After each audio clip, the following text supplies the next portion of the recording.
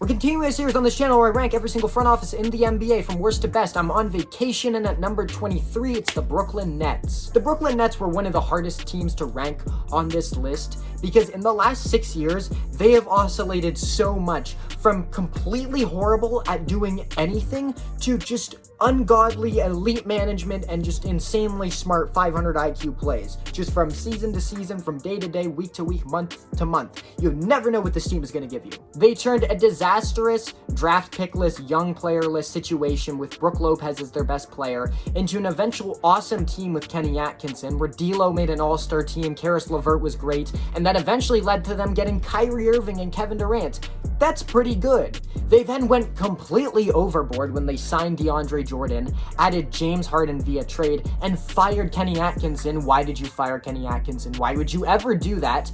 And they lost everything that was good about that culture and everything that brought Kevin Durant and Kyrie there in the first place. Then after that team blew up in 3 years, they lost one good pick again in Reed Shepherd and eventually recuperated most of their draft assets and now can execute a pretty okay rebuild, all things considered.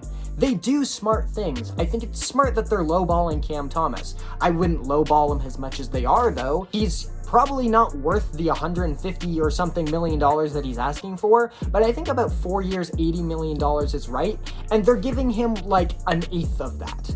That's not okay. Especially when you don't have anyone on this team that can score off the dribble, that can really score at all or create their own shot. Having Cam Thomas, even if he's going to be an empty stats tank commander, I think for the next few years might actually be valuable for this team. And I actually do think he's good. And they've got some nice young players. Jalen Wilson is pretty good. I like Noah Clowney.